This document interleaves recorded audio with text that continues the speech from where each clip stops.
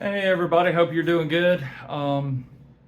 It's another very, very hot day here in central Georgia. I want to say it got around 98 today, and the heat index, of course, is almost 100, if not. So it's been hot. So trying to do a lot more in the shop and not necessarily be out in the sun, but it still doesn't help if you don't have air conditioning in the shop. So, we do what we can.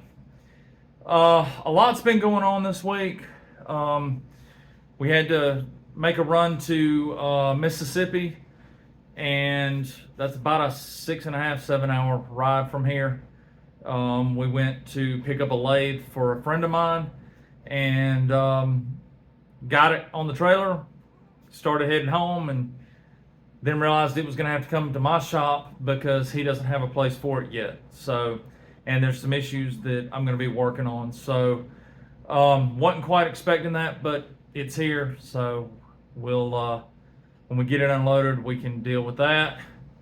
And then we went to North Carolina. I found a really good deal on a couple of things, and it was just supposed to be one item, a hydraulic press that I was really interested in. So drove up to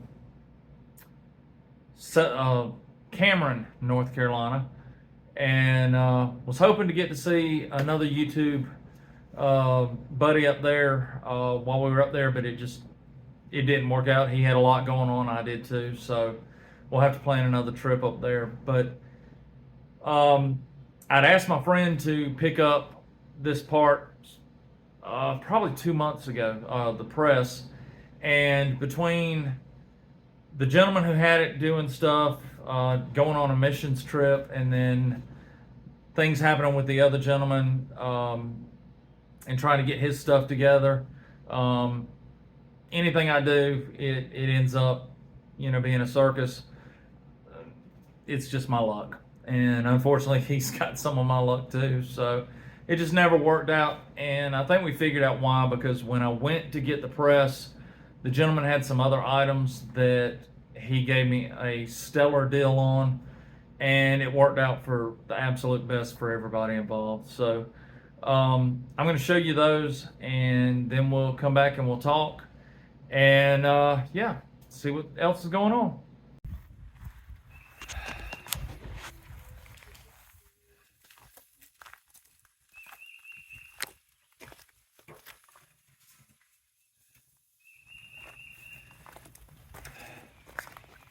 Yeah.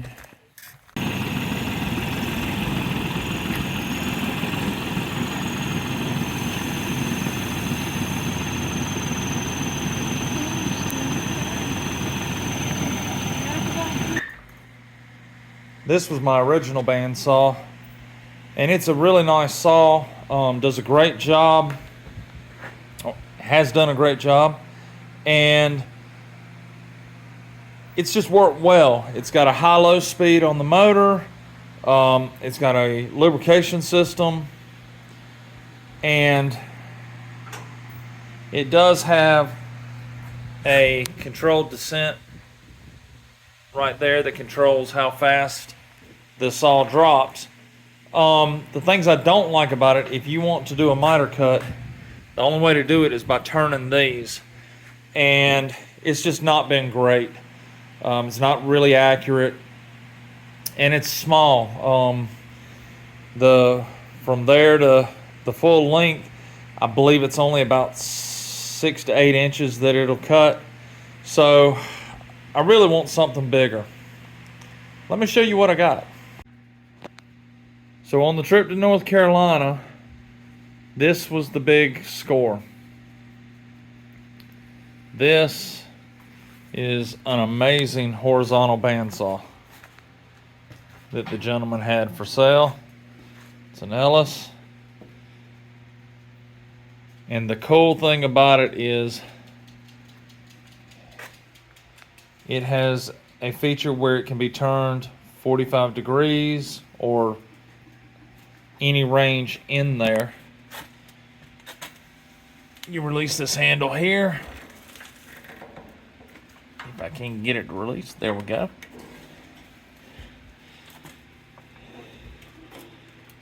Whoop, let's pick the blade up. And then we can rotate it. And so now I have a bandsaw that can make miter cuts. Some other cool features.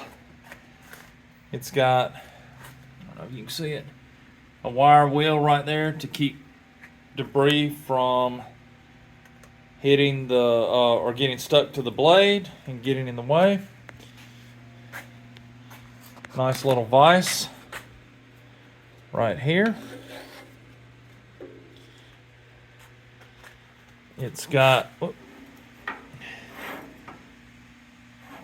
a locator here that you can put up to use as a stop, so you can make sure multiple cuts are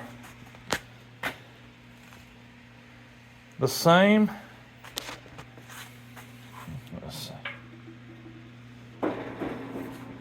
And it's got a bleeder valve there that allows the saw to feed automatically. It's just a really nice saw, and got it for a steal, so really happy about this. This is really going to make a difference in fabrication. It's going to go a lot quicker, a lot easier, and it's going to make things better here at the shop, so I'm excited about it. These are another thing I picked up in North Carolina. I like stuff that deals with petroleum and hot rods and all that. These are actually drums that Grease was delivered in. He had a pneumatic grease gun that fit on top of them, and it just pumped the grease out. And of course, when he finished with them, they make really good trash cans, so he gave me a couple of those, and I'm going to use them around the shop. I think they're cool. This is one of the items we picked up in North Carolina. This is a 20-ton press. It's got some issues. The carriage down here needs to be rebuilt. It's been up. The gentleman who owned it did some modifications, and I don't know, I just don't feel that safe. So we're going to redo the carriage. We're going to build a new one for it. I do like the arbor press up here. The other thing, let's see if I can get around here to this side. You can see the press is broken loose from the upper support, and you can see it's bent. So we're going to replace that upper section. We're going to build a new carriage, and I'm actually thinking about widening. It's about 36 inches from here to there. I think I'm going to try to make it about 48 inches wide, and we're also going to make the head where it'll traverse back and forth. That way, if we've got something off center, we can set it in there. But the reason I bought this isn't necessarily for this. The reason I bought this is for that. So this is the real reason I bought the hydraulic press. This is an electric hydraulic pump. It's a self-contained unit. I plug in the hydraulic hose right there and turn it on and control the flow.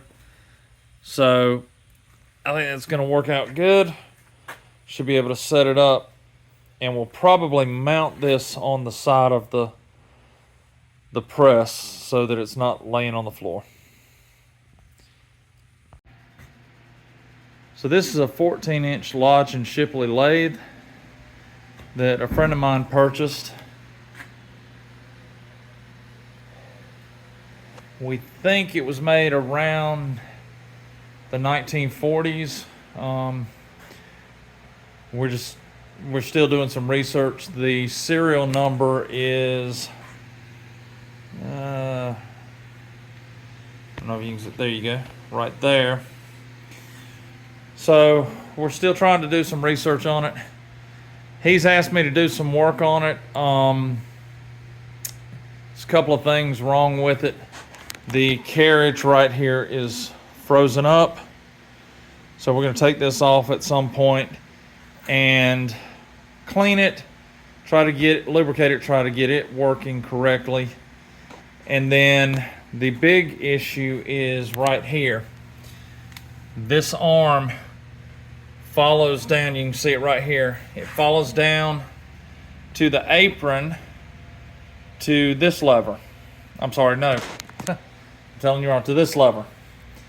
This lever controls the forward and reverse feeds. So we want to, or not feeds, the forward and reverse of the spindle. So we need to get this fixed. If you look, you see right here where it's broken. So what we're going to end up doing is disassembling the apron and this housing, and we're going to clean up both of these pieces up and silver solder or braze this piece back onto that piece. It doesn't have a lot of torque on it, so it should hold up without any problem. We just need to get it done. The only other thing we may do is we may paint strip this thing and repaint it for him, because whoever painted it, it has about 4 coats of this blue on it, and it's horrible. So you can see back here where this was the original paint, and all of this is just peeling off. So yeah, we'll probably look at cleaning this up for him. Even down here, you can see where it's just peeling off in strips. So yeah, we're probably going to strip it and paint it for him. Now, one cool feature of this are these trays. They were on the lathe when they bought them, and it's just really cool. I've never seen someone, these are solid metal. Someone took a lot of time to build these, and I mean, they're amazing work. Hold on a second, let me go get something and I'll show you how amazing these are. So when he bought this lathe, it came with 3 chucks. This 3-jaw, a larger 4-jaw, and this is called a Jacob's chuck, excuse me.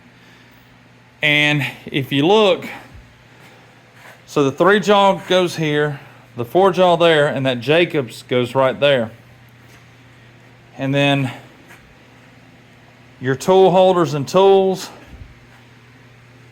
I'm pretty sure these are collets that went with the Jacob's chuck, and even a tray for parts. So someone went to an amazing amount of trouble to design this, and I mean, look how thick that piece of metal is. So yeah, we'll definitely be holding on to that and keeping that with the lathe. So another project that we got to get started on. So that was a lot of driving. It was 6.5, 7 hours one way to the Mississippi trip. So, you know, that was a full day there, and it was a turn and burn. And then the North Carolina trip up to Cameron was around 6 hours and 20 minutes or something like that. one way. We drove up one night, stayed, and then came back the next day, so it wasn't as hard on us. All that being said, we've done a lot of traveling, and I've got to focus some on the shop, and that's caused me to make some serious thought and decision on things. I'm working really hard to get the shop off the ground, and while doing that, I've been trying to do jobs to bring in a little cash here and there, if somebody needs something done, and trying to build, the brand and trying to get the stuff I need. Well, I just don't have enough time. There's not enough time in the day to do everything that needs to be done. And so I've got to kind of step back and recalibrate what the primary plan is. I've always said that I'm 7 years from retirement with the fire department. That is my primary job, and it will be until I retire. But I need this to be built by then, so it's up and running and the shop is making something. So with that in mind, I have to focus on getting this shop ready. Right next to me is the Bridgeport. It's still torn apart, and I'm waiting on parts for it. In the back, right about there, is the radial arm drill that is still disassembled and waiting on paint. I've got to get that finished. The green lathe here still has an electrical issue. I've got the drum switch for it, but I've got a friend who's looking at the schematics, trying to help me make sure that we're wiring it right so we don't mess it up. Then you throw in the couple of jobs that I've got going and the lathe that my friend wants me to work on. It's a lot, and it's wearing on me, it's wearing on my family. So we're gonna have to make some decisions on whether we're gonna allow any more work to come in this year, or whether we're going to focus on getting these machines fixed, getting the shop organized, and getting us ready so that we can be a productive shop. When I've said it before in other videos, when I spend 2 hours looking for parts, that's 2 hours I can't bill to a customer. And therefore I'm losing money at that point. So need to get everything organized, need to get the shop cleaned. I know a shop that's productive and working isn't going to be spotless. Don't think I think otherwise. But it needs to be, there at least needs to be some organization to the chaos and where things are and why and things like that. So I think we're going to start kind of a series where we're looking at finalizing things at the shop. We're going to look at finishing the repairs on the different machines that we've got. We're going to look at some organization stuff that will help make the shop more productive in being able to find stuff. Some more projects like the sandpaper roll holder. I've got some other things like that I want to get done, and I think this is going to be a good time. So probably from here to the end of the year is going to be a lot more of the projects to finish getting the shop productive. So that, along with, we still have the Mercury project that we need to finish, hopefully before October, and we'll see how that goes. So like I said, it's gonna change the trajectory of the channel, change where I'm heading with the shop a little.